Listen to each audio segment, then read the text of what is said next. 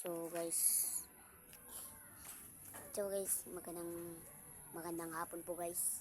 So ipapakita ko po sa inyo at ipapakita ko po sa inyo yung kalapati na malapitan, yung makauwing kalapati guys, para makita nyo rin at hindi kayo para maniwala kayo na ayun talaga si kabayan.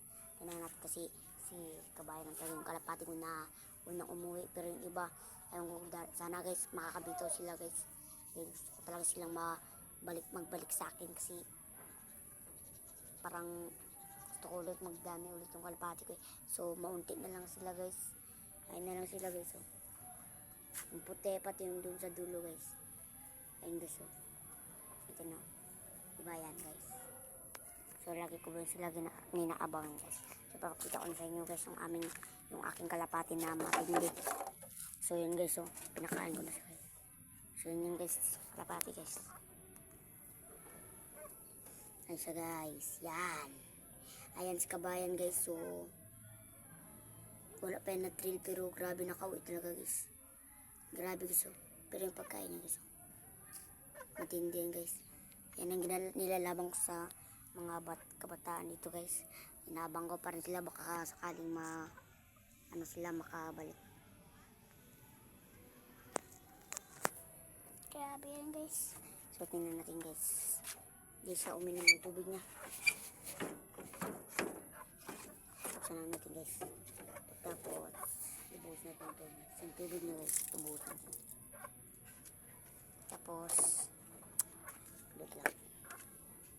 Ganito natin yan guys, para makalagay natin yung pagkain dito guys. Kasi sayang guys kung hindi na makakain guys.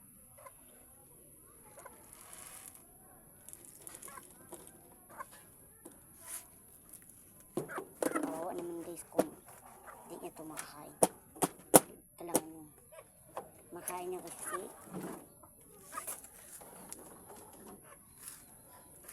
sayang yung pagkain natin guys. So yan guys, pinilapag mo na guys yung pagkain niya guys. Sasarado natin yung siya guys. Pa guys, sarado natin ito guys para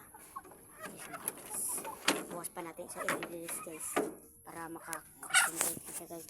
Kasi hindi siya nakakakonsentrate niya. Nabibigla siya guys pag sa pagdating niya. Karaan guys, magrabe sila kaamo ngayon. Hindi na sila maaamo guys si nabigla sila sa pagdating guys. So maintain natin yun para kung kumain siya guys. So di naman guys. So yun nga guys, na siya guys, na nagkain na siya guys, kumain na siya guys. Ayun guys. Oh, kung nakikita nyo rin guys, ay di nyo makita guys sa madilim guys. So lalapitan natin yung video. Dahan-dahan lang guys. Ayun guys. Oh, kita nyo, tumutuka na siya guys. Kita nyo guys, tumutuka na. Grabe siya kagutom guys. Parang kakatain siya guro, kaya siya nakawala. Sabi na ba guys, hindi mapatig wala mga taong ganyan guys. So wag nyo silang tularan guys ha. Ulit ko po guys, wag nyo silang tularan. Sana yung kalapati nyo ibigay nyo sa may patinong tao, wag sa lasinggiro. Tapos pag walang di mapakali sa isang pulutan, gusto nila talaga mapatay, yung gusto nila maghingi ng ibang kalapati, maawa ka rin kasi gusto nila humingi, pero iba na yung binabalak nila guys. Gusto nilang humingi pero kakatayan din nila guys. Kaya paalala lang guys ha, sana huwag nyo kalimutan guys mag like and share at comment guys, mag subscribe din. So yun lang guys.